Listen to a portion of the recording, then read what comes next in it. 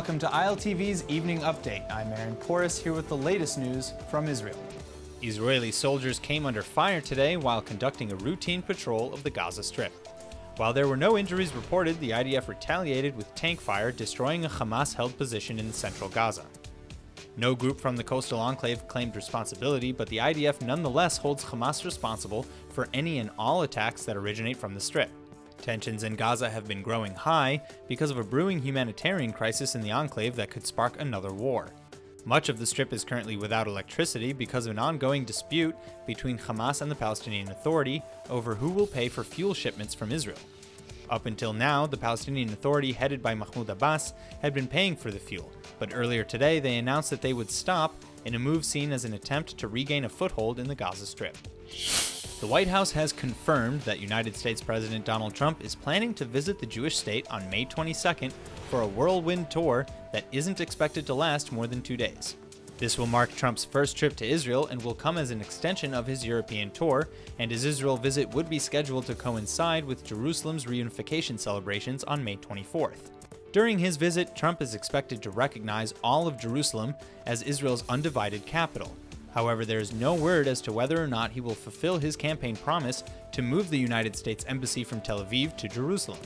Congress passed a motion to officially move the embassy back in 1995, but every president since then has signed executive orders every 6 months to postpone the move. Trump, unlike his predecessors, didn't only speak about the move, though. His appointed ambassador to Israel, David Friedman, is also a pro-settlement, pro-embassy move supporter. After speaking with Palestinian officials, however, the planned move seems to have stalled. Palestinian Authority President Mahmoud Abbas said that making such a move would, quote, destroy the prospects of any political process and would open the gates of hell in the region and in the whole world, end quote.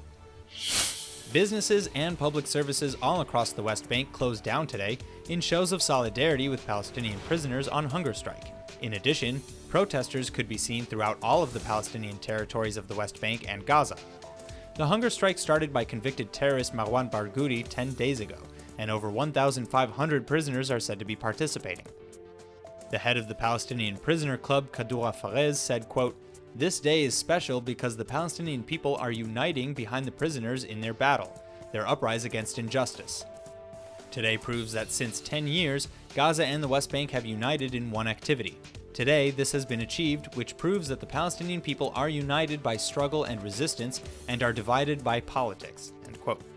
The strike is intended to end when Israeli prisoner services give in to Barghouti's demands to improve prisoner conditions.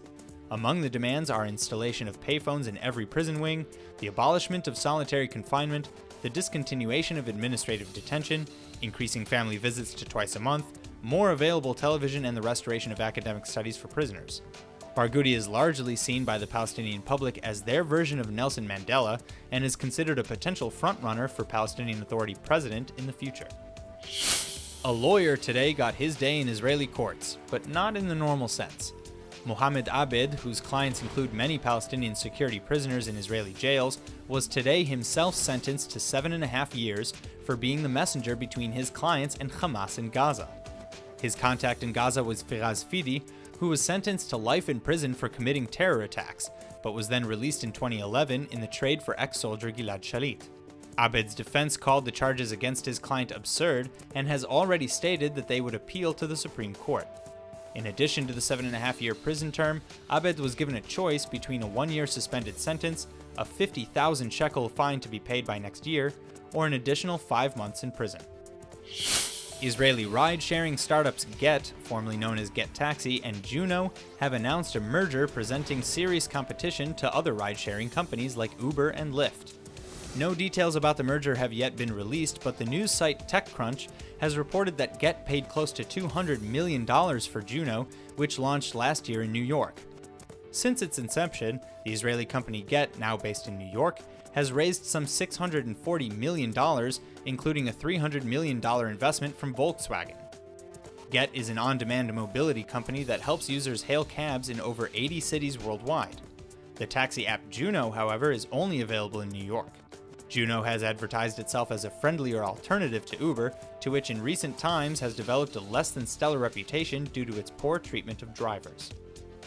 That's all for now. Stay tuned on ILTV.tv for our main daily broadcast playing after this.